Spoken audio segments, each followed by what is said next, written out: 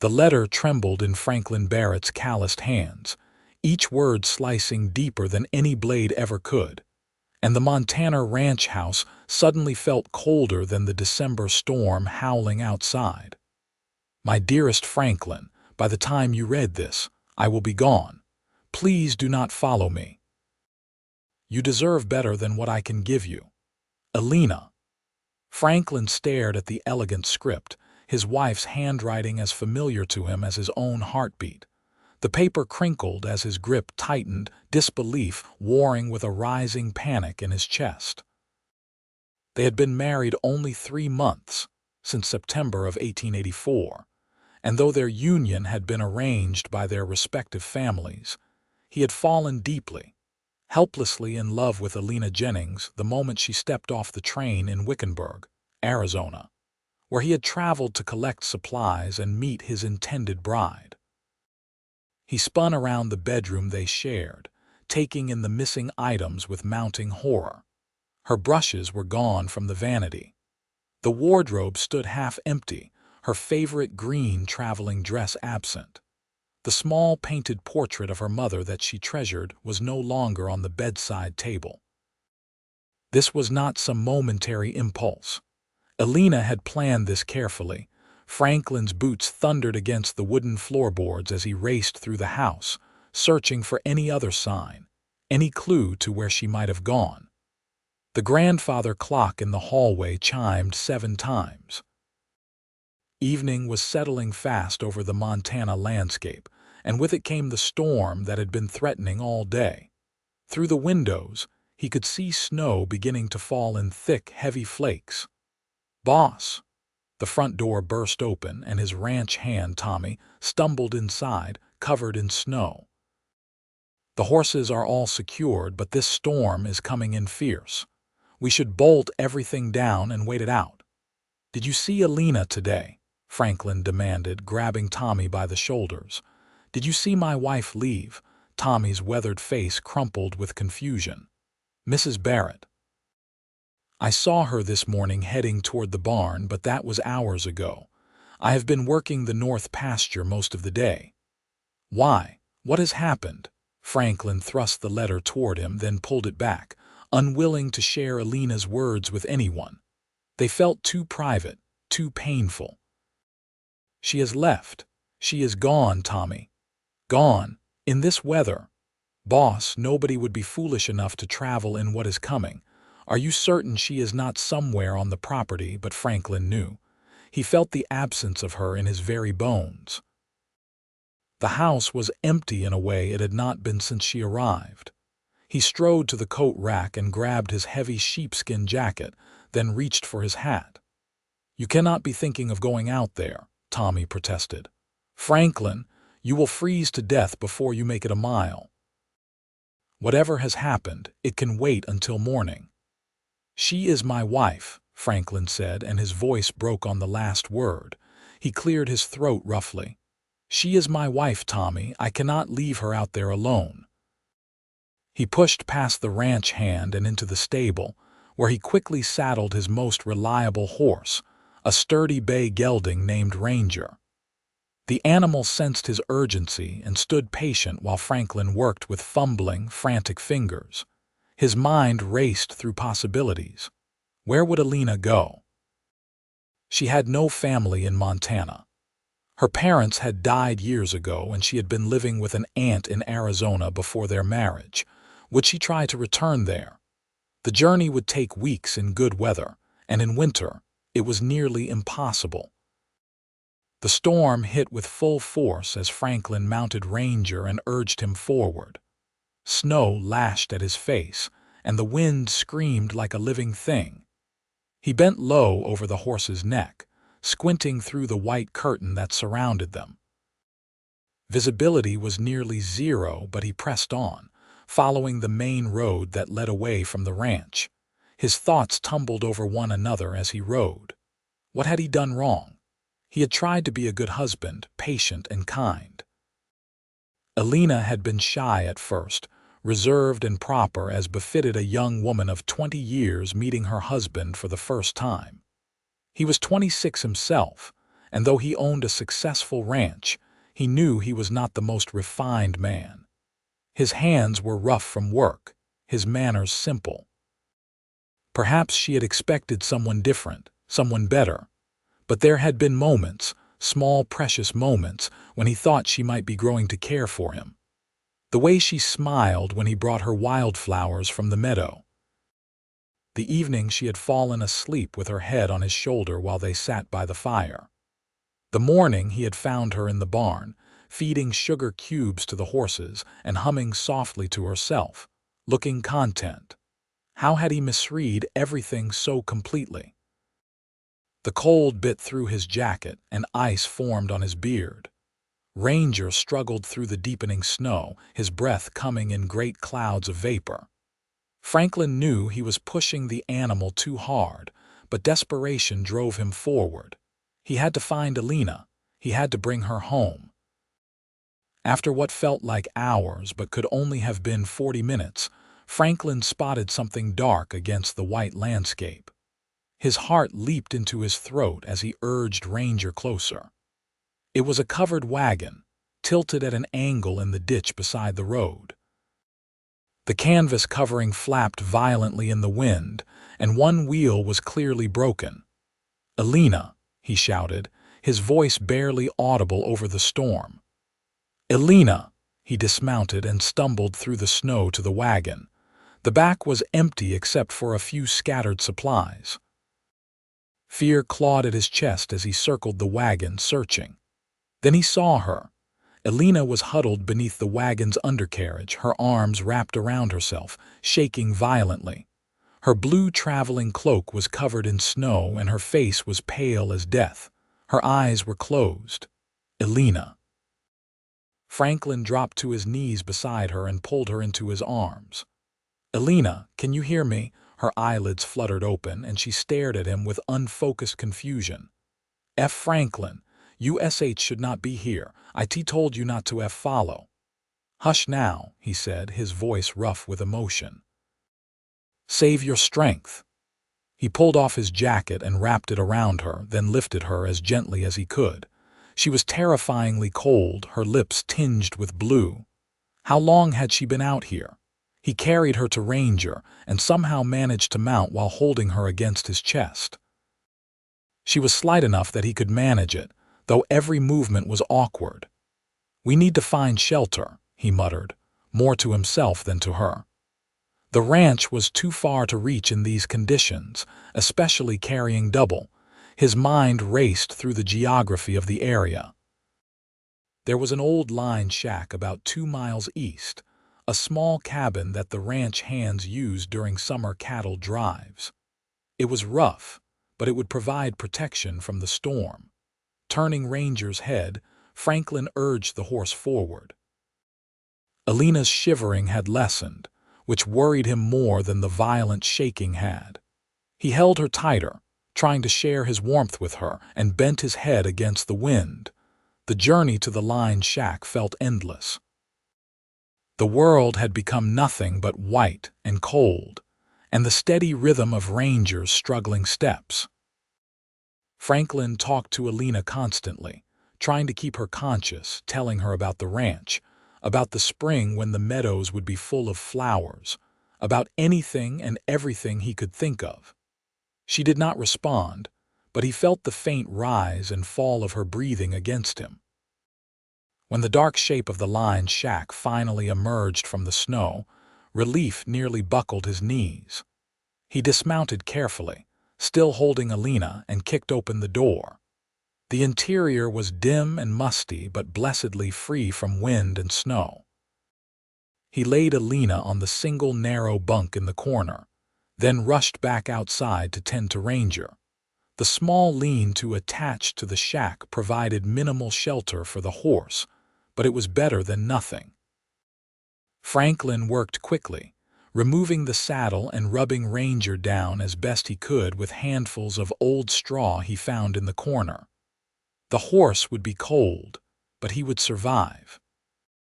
Back inside the cabin, Franklin found flint and steel on a shelf and managed to get a fire going in the small pot-bellied stove. There was a stack of old firewood, enough to last through the night if he was careful. As warmth began to seep into the space, he turned his attention to Elena. She lay motionless on the bunk, still wrapped in his jacket. Franklin knelt beside her and began to remove her wet clothing with shaking hands. He tried to maintain propriety, but survival was more important than modesty. Her dress was soaked through, as were her petticoats and stockings. He found a rough wool blanket in a chest and wrapped her in it, then pulled the only chair in the cabin close to the stove and lifted her into it, positioning her near the heat. "Elena," he said softly, chafing her cold hands between his. "You need to wake up now, please." Her eyes opened slowly, and this time they focused on him with more clarity. "You came after me," she whispered. "Of course I did," he said, his voice hoarse. "Did you think I would not?" Tears welled in her eyes and spilled down her cheeks. "I told you not to. I told you to let me go." "Why?" The single word burst from him with all the anguish he had been holding back. "Why, Elena? What did I do? How did I fail you?" She turned her face away, fresh sobs shaking her shoulders. Franklin waited, his heart hammering against his ribs. The fire crackled in the stove, and outside, the storm continued its relentless assault on the small cabin. Finally, Elena spoke, her voice so quiet he had to lean close to hear. "You did nothing wrong, Franklin. You have been nothing but good and kind to me. That is why I had to leave." Confusion furrowed his brow. "I do not understand." "Because I do not deserve your kindness," she said, the words tumbling out now as if a dam had broken. "Because our marriage was built on a lie, and I could not continue to deceive you any longer." Franklin sat back on his heels, stunned. "What lie?" Elena drew the blanket tighter around herself, her fingers clutching the rough wool. "When your family contacted my aunt about arranging a marriage, they asked for references, for proof of my good character. My aunt told them I was a virtuous young woman from a respectable family. That was true as far as it went, but she omitted something important." She paused, her chest rising and falling with labored breaths. Franklin waited, afraid to speak, afraid to break the fragile moment. "2 years ago I was engaged to be married," Elena continued. "His name was Robert, and I thought I loved him. But 3 weeks before our wedding, I discovered he was also courting another woman. When I confronted him, he told me she was a better match, from a wealthier family. He ended our engagement, and the scandal nearly destroyed my aunt's standing in society. That is why she sent me away to Montana to start fresh where nobody knew the story." Franklin processed this information slowly. "You were jilted." "Yes." Elena's voice was barely audible. "And in some circles, that makes me damaged goods. A woman who could not hold her intended's interest. Your family paid a substantial bride price for our marriage, Franklin. If they had known about Robert, about the broken engagement, they never would have agreed to the match." "You never would have agreed." Franklin stared at her, something hot and fierce rising in his chest. It was not anger at Elena, but at the unfairness of the world that would judge her for another man's cruelty. "Let me understand this correctly," he said slowly. "You left me, nearly died in a blizzard because you were worried about some foolish social convention." Elena flinched at his tone. "It is not foolish to you, perhaps, but it matters to others. When people find out, and they will find out eventually, it will reflect poorly on you and your family. I thought it better to end things now, cleanly, before you became even more entangled with someone like me." "Someone like you." Franklin's voice rose despite his efforts to control it. "Elena, do you have any idea what you mean to me?" She shook her head mutely, tears streaming freely now. Franklin moved closer, capturing her face between his hands and forcing her to meet his eyes. "I love you," he said, the words raw and honest. "I have loved you since the moment I saw you step off that train in Wickenburg." I loved you when you laughed at my poor attempts at dancing during our wedding celebration. I loved you when you insisted on learning to make sourdough bread, even though you burned 3 loaves before getting it right. I loved you this morning when I woke to find you already up, watching the sunrise from our bedroom window. I love you now, sitting here in this freezing shack, terrified that I almost lost you. Elena's breath hitched. But the scandal, Franklin, the shame. There is no shame in being hurt by someone unworthy of you, he said fiercely. That Robert was a fool and a coward, and his actions reflect on him, not on you.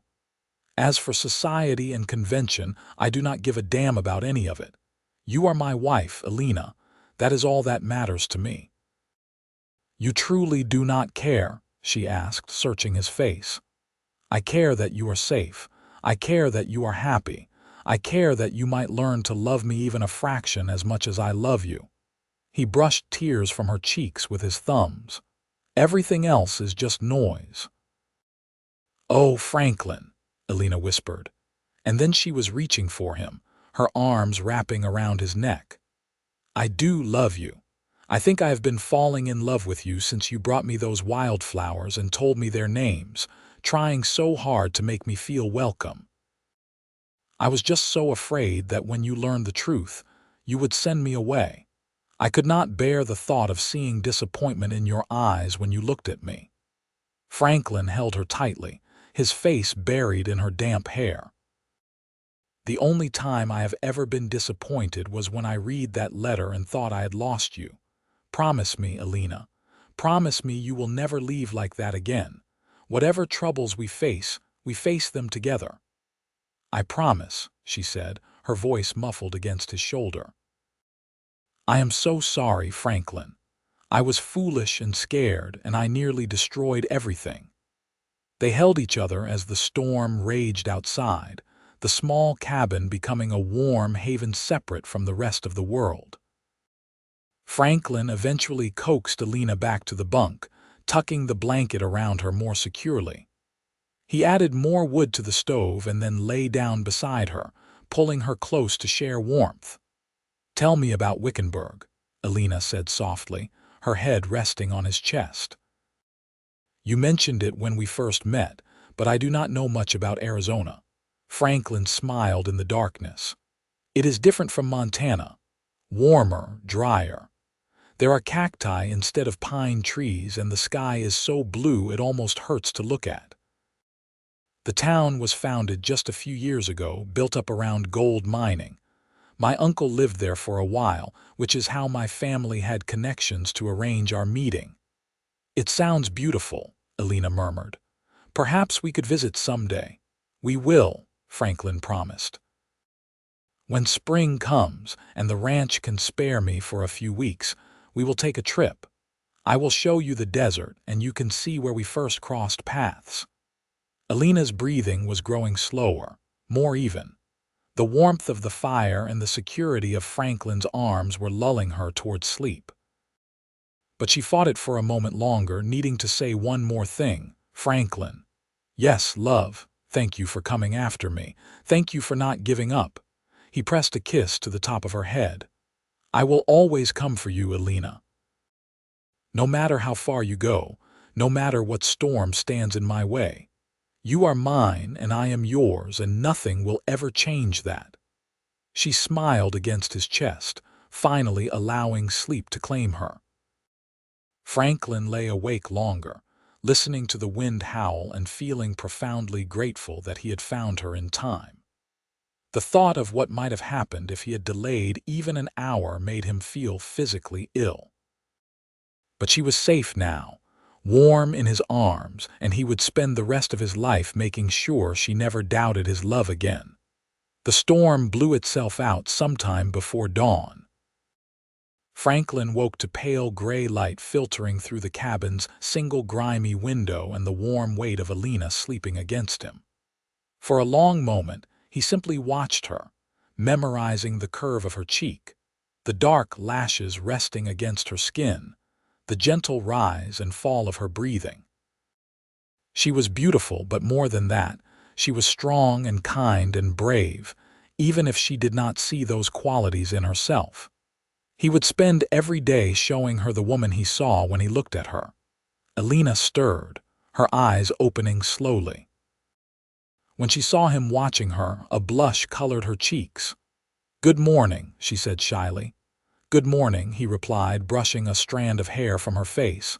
"How do you feel?" "Cold," she admitted, "and embarrassed, and very grateful." "You have nothing to be embarrassed about," Franklin assured her. He reluctantly pulled away and stood, checking the fire. It had burned down to embers and the cabin had grown cold again. He added more wood and soon had flames crackling once more. "Your clothes should be dry by now." He had hung her dress and undergarments near the stove during the night, and they were indeed dry, though badly wrinkled. Elena dressed behind the blanket Franklin held up for her, maintaining what modesty they could in the small space. When she emerged, she looked more like herself, though still pale and tired. "Can we go home?" she asked. The simple word home, spoken with such longing, made Franklin's heart swell. "Yes," he said, "we can go home." The journey back to the ranch took several hours. The snow was deep, and Ranger had to pick his way carefully.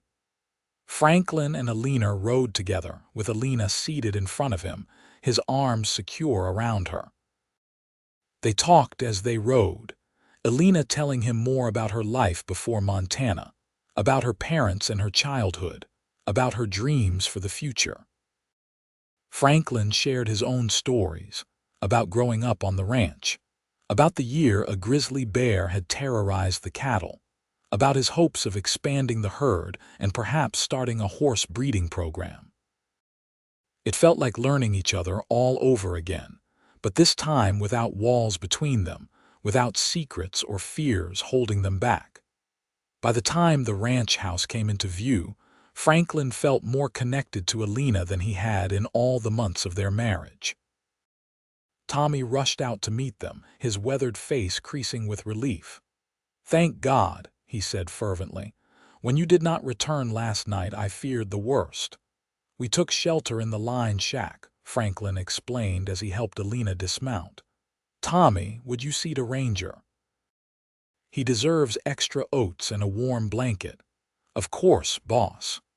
Tommy took the horse's reins, but his eyes lingered on Elena with concern. "Are you all right, Mrs. Barrett?" Elena managed a tired smile. "I am now, thank you, Tommy." Inside the house, Franklin insisted Elena go straight to bed despite her protests that she was fine. He brought her hot tea and soup, sitting with her while she ate. When she finally fell asleep, exhausted from her ordeal, he left her to rest and went to check on the ranch operations he had neglected during the crisis. The cattle had weathered the storm well, and the other ranch hands had managed everything competently in his absence. But Franklin found it difficult to concentrate on work. His mind kept drifting back to the house, to Elena sleeping in their bed, to how close he had come to losing her. That evening, as they sat together by the fire, Elena raised a subject he had not expected. "I want to write to your family," she said. "I want to tell them the truth about my past, about the broken engagement. They have a right to know." Franklin considered this. His family lived 2 states away, and they communicated primarily through letters. His mother had been pleased with the match, writing warm letters welcoming Elena to the family. His father had been more reserved, but had sent a generous gift for their wedding. "If that is what you wish to do, I support you," Franklin said carefully. "But Elena, you do not owe them an explanation. What happened before you met me is your own business." "I know," she said. "But I do not want there to be secrets anymore. I do not want to worry that someday they might hear the story from someone else and feel deceived. I would rather tell them myself, honestly, and let them respond however they see fit." Franklin took her hand, impressed by her courage. "Then we will write the letter together." They spent the next hour composing a carefully worded explanation.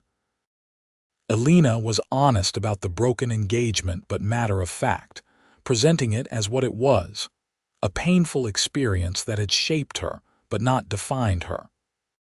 Franklin added his own paragraphs, making it clear that he knew about Elena's past and that it changed nothing about how he felt or their marriage. When the letter was sealed and ready to post, Elena looked relieved, as if a weight had been lifted from her shoulders. "Whatever they write back, at least I will know I was honest," she said. "They will write back with love and acceptance," Franklin predicted. "But even if they do not, it changes nothing between us." The weeks that followed were among the happiest of Franklin's life. The storm that had nearly taken Elena from him seemed to have washed away all the hesitation and uncertainty that had characterized the early months of their marriage. Now, when he came in from working the ranch, Elena met him at the door with genuine joy in her eyes. They talked late into the night, learning each other's thoughts and dreams, building a foundation of trust and understanding. Elena threw herself into the life of the ranch with enthusiasm. She learned to churn butter and preserve vegetables, to mend torn shirts and knit warm socks. She befriended the wives of the other ranch hands, hosting small gatherings in their home. She even learned to ride, though she never quite conquered her nervousness around the larger horses. Franklin watched her bloom like a flower in spring, and his love for her deepened with each passing day. He found himself looking for excuses to be near her, to hear her laugh, to see her smile. The ranch had always been his passion, but now it felt like simply the setting for his real life, which revolved around Elena. Christmas came and went, a joyous celebration despite the cold. Franklin gave Elena a music box he had ordered from Denver, its delicate melody bringing tears to her eyes. She gave him a hand-knitted scarf in rich blue wool, every stitch made with care and love. In January, a letter arrived from Franklin's family. Elena's hands shook as she opened it, and Franklin stood close, ready to offer comfort if the response was harsh. But as Elena read aloud, her voice growing steadier with each word, it became clear that his prediction had been correct. His mother had written a long, warm letter expressing sympathy for what Elena had endured and admiration for her honesty. She shared that she herself had experienced heartbreak before meeting Franklin's father and understood how painful such experiences could be. She wrote that what mattered was not the past but the present and future, and that she could tell from Franklin's letters how happy Elena made him. Franklin's father's addition was briefer, but no less meaningful. He wrote that a person's character was shown not by what happened to them, but by how they responded, and that Elena's courage in facing an unfortunate situation spoke well of her. He welcomed her fully into the family and hoped they might visit in the spring. Elena cried as she finished reading, but they were tears of relief and happiness. Franklin held her, his own eyes suspiciously damp, and thanked whatever providence had brought this remarkable woman into his life. February brought a thaw, the snow melting into streams that rushed down from the mountains. The ranch came alive with activity as calving season approached. Franklin was busier than ever, often working from before dawn until well after dark. Elena worried about him, bringing hot meals out to the barns and insisting he take breaks to rest. One particularly exhausting evening, Franklin returned to the house to find Elena waiting with a surprise. She had rearranged the small parlor, pushing furniture aside to create an open space. A lantern cast warm light over everything, and she stood in the center of the room, her hand extended toward him. "We never really had a proper wedding dance," she said with a shy smile. "I thought perhaps we could remedy that." Franklin looked down at his dirty clothes and muddy boots. "Elena, I am filthy." "I do not care," she said simply. "Dance with me, Franklin." He could not resist her. He removed his boots and washed his hands, then took her in his arms. There was no music except what they hummed together, and his steps were clumsy, but it was perfect. They swayed together in the lamplight, and Franklin thought he had never been happier in his entire life. "I love you," Elena whispered, her head resting on his shoulder. "I love you so much it frightens me sometimes." "Do not be frightened," Franklin murmured back. "I will always be here to catch you." Spring arrived in a rush of green and gold, the meadows erupting with wildflowers. True to his word, Franklin made arrangements for them to travel to Arizona. He left the ranch in Tommy's capable hands and escorted Elena on the long journey south. Wickenburg was exactly as Franklin had described it, a rough frontier town surrounded by stunning desert landscape. The heat was intense, so different from Montana's cool climate, but Elena found beauty in the stark terrain. They stayed at the local hotel, a modest but clean establishment, and spent their days exploring. Franklin showed her the spot where they had first met, outside the general store where she had stepped off the coach from Phoenix. "I saw you standing there with your traveling bag," he said, "looking so proper and pretty and completely out of place in this dusty town. I thought I was the luckiest man alive that you had agreed to marry me." Elena laughed. "I was terrified. You were so tall and serious looking. I thought you might be disappointed when you saw me." "Disappointed?" Franklin pulled her close, heedless of the townspeople passing by. "Elena, I fell in love with you in that moment. Everything that has happened since has only made me more certain that you are the woman I was meant to find." They spent 2 weeks in Arizona, a honeymoon they had never properly had after their wedding. They visited a ranch owned by Franklin's uncle, rode out to see ancient rock formations, and spent evenings on the hotel's veranda, watching spectacular sunsets paint the sky in shades of orange and purple. On their last night in Wickenburg, as they lay together in their hotel room, Elena turned to Franklin with a soft smile. "I have something to tell you," she said. Something in her tone made his heart skip. "What is it?" "I believe I am with child," she said quietly. "I am not entirely certain yet, but the signs are there. We might be parents by the end of the year." Franklin's breath caught in his chest. A child. Their child. The thought filled him with a joy so intense it was almost overwhelming. "Are you happy about this?" he asked, needing to know her feelings. "Happy?" Elena's eyes shone with tears. "Franklin, I am overjoyed. A year ago I thought my life was over, that I would never have a family or a home of my own. Now I have you and our ranch and a baby growing inside me. I have never been happier."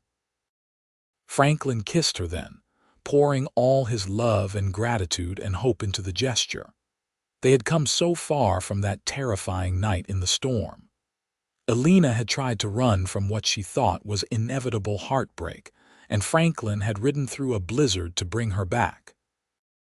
Now they were building a future together, stronger for having faced and overcome that early crisis. The journey back to Montana seemed shorter, perhaps because they were both eager to reach home and begin preparing for their growing family.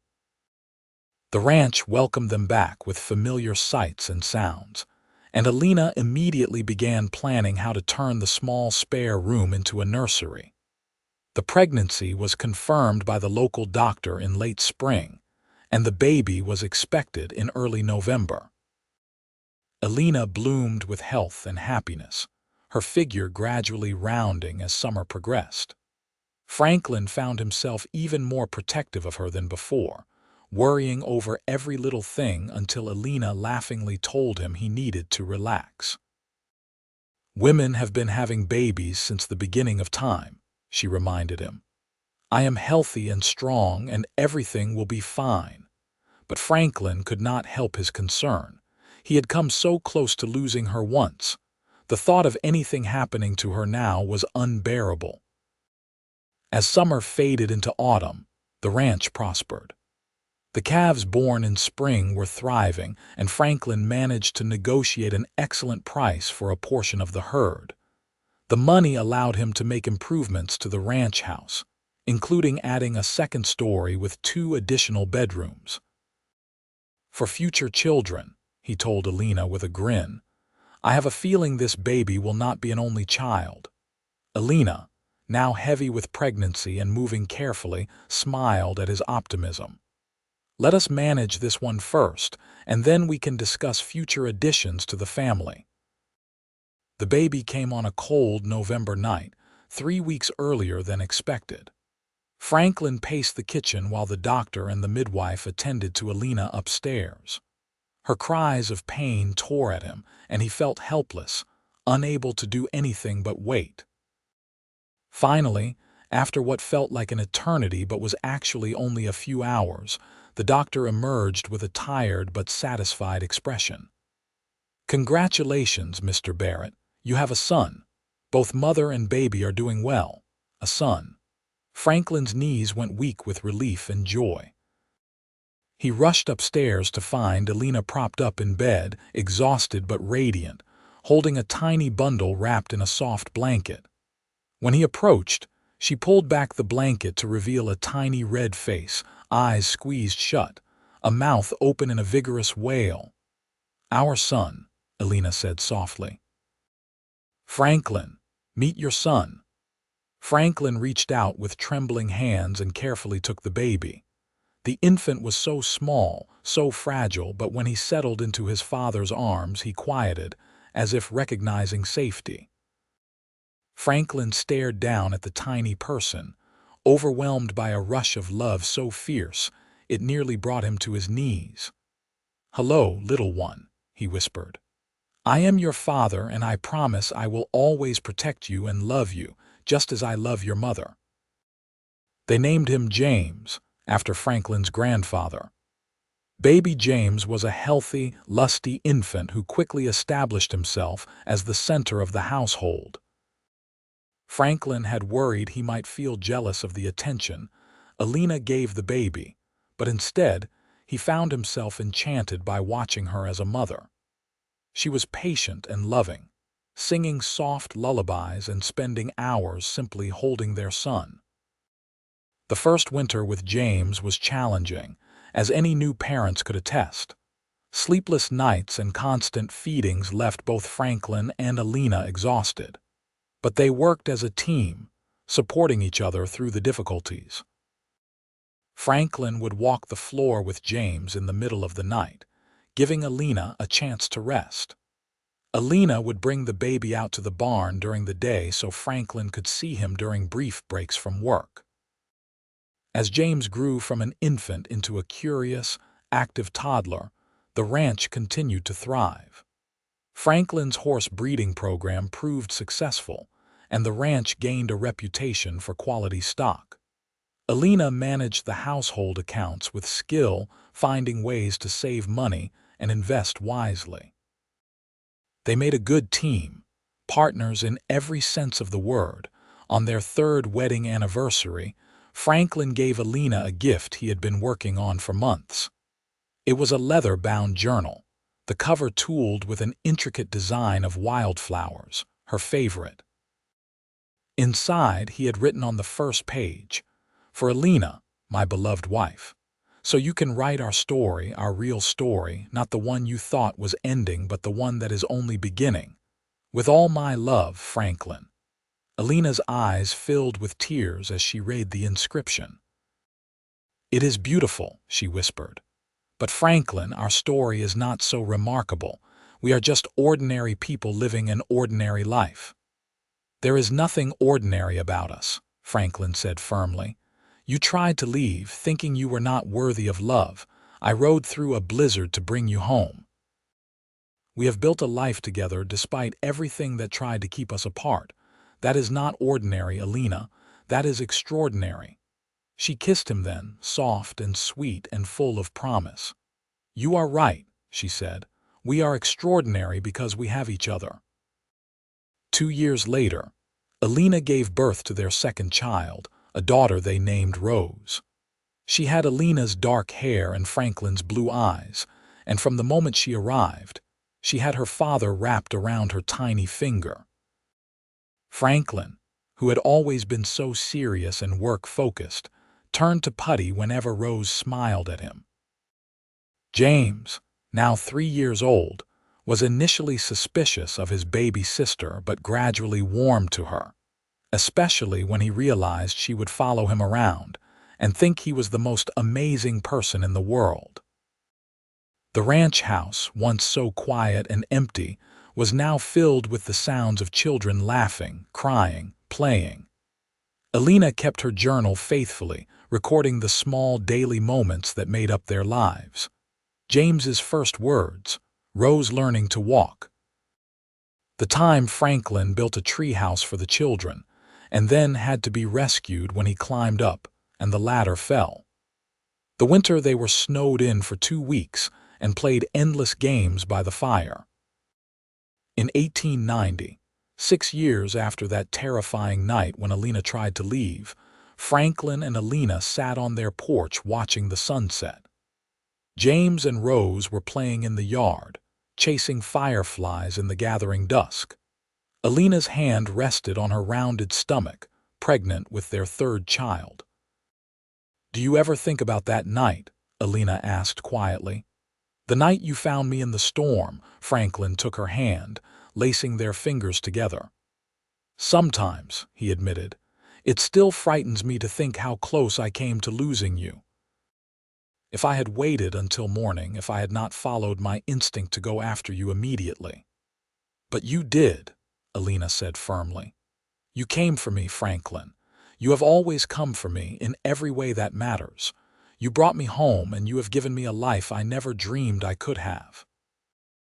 "We gave each other that life," Franklin corrected. "I was just a lonely rancher before you came. You made this place a home. You made me complete." They sat in comfortable silence as the sky darkened and stars began to appear. Tommy rang the bell that signaled the end of the workday, and the ranch hands made their way to the bunkhouse. Smoke rose from the chimney of the main house, carrying the scent of the stew Elena had prepared for dinner. "I am glad I wrote that letter," Elena said suddenly. "Not because I truly wanted to leave, but because it forced everything into the open. It made us confront the fears and secrets that might have festered otherwise.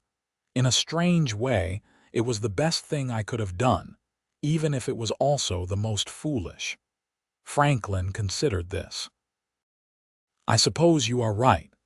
We might have drifted along for years, never truly connecting if that crisis had not forced us to be honest with each other. But I would have appreciated a crisis that did not involve you nearly freezing to death."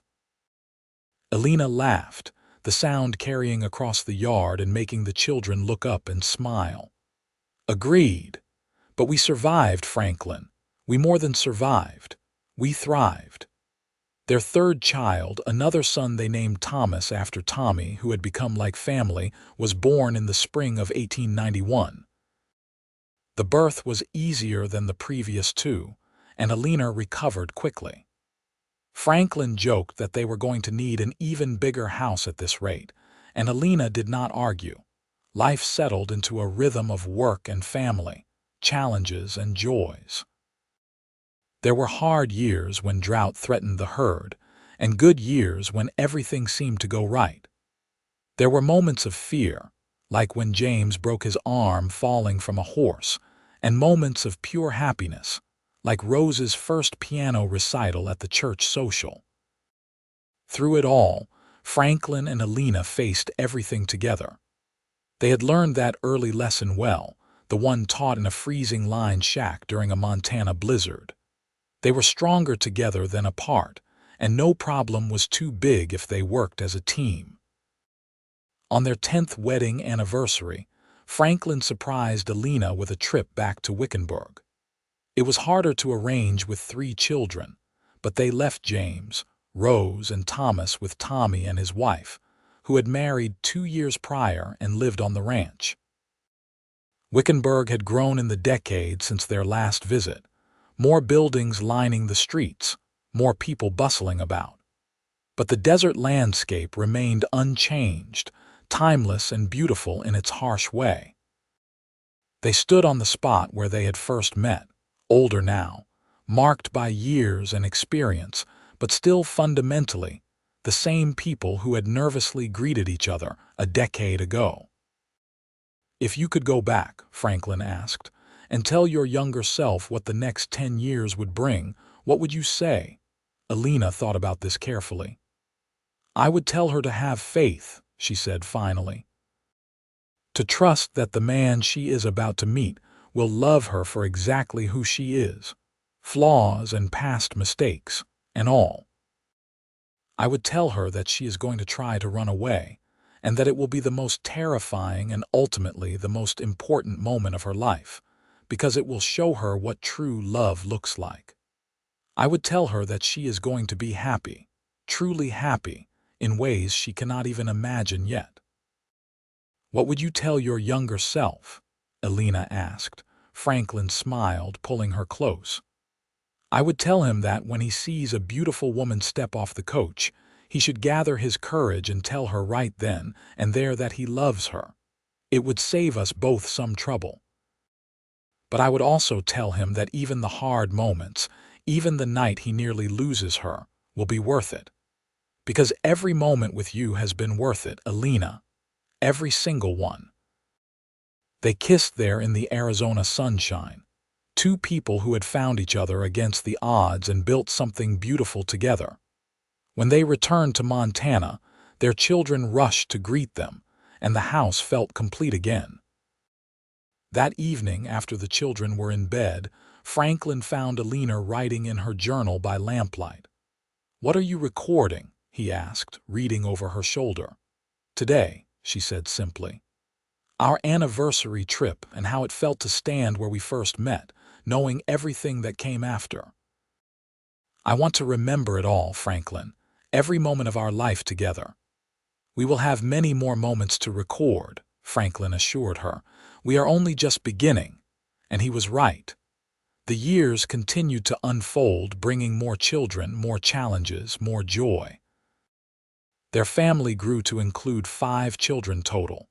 The ranch expanded to become one of the most successful in the territory, and Franklin and Elena grew old together, their love deepening with each passing year. But they never forgot that night in the storm, the night that defined them and set the course for everything that followed. It became part of their family legend, the story they told their children and grandchildren. The night Mama tried to leave and Papa rode through a blizzard to bring her home. The night that proved love was stronger than fear. That commitment meant fighting for each other even when it was hard, especially when it was hard. Elena kept writing in her journal for the rest of her life, filling volume after volume with the story of their love. When Franklin was 65 and Elena 60, they finally retired from active ranch management, turning operations over to James while they relaxed into a slower pace of life. They spent their days on the porch, watching their grandchildren play, remembering their own journey. Franklin would hold Elena's hand, those same calloused rancher's hands that had held her through the worst night of her life, and she would lean her head on his shoulder, gray hair mingling with gray. "I almost let you go," Franklin would sometimes say, shaking his head at the thought. "When I first read your letter for just a moment, I thought maybe I should respect your wishes and let you leave. But you did not," Elena always replied. "You came for me. You always came for me." "Always," Franklin would agree, "and I always will." When Franklin passed away at the age of 73, Elena grieved deeply, but found comfort in their children and grandchildren, in the legacy they had built together. She lived another 5 years, spending her final days surrounded by family in the house Franklin had built and expanded for them. On her final night, with her children gathered around her bed, Elena asked James to bring her the first journal Franklin had given her. She opened it to the inscription he had written so many years ago. "For Elena, my beloved wife." So you can write our story, our real story, not the one you thought was ending, but the one that is only beginning." "He was right," she whispered to her children. "It was only the beginning, and what a beautiful story it turned out to be." She passed peacefully in her sleep that night, and her family buried her beside Franklin on a hill overlooking the ranch, where wildflowers bloomed every spring. Their great-grandchildren still live on the Barrett ranch today, working the land their ancestors built. In the ranch house, carefully preserved in a glass case, sits a stack of leather journals filled with Elena's elegant handwriting, telling the story of a love that conquered fear, distance, and time itself.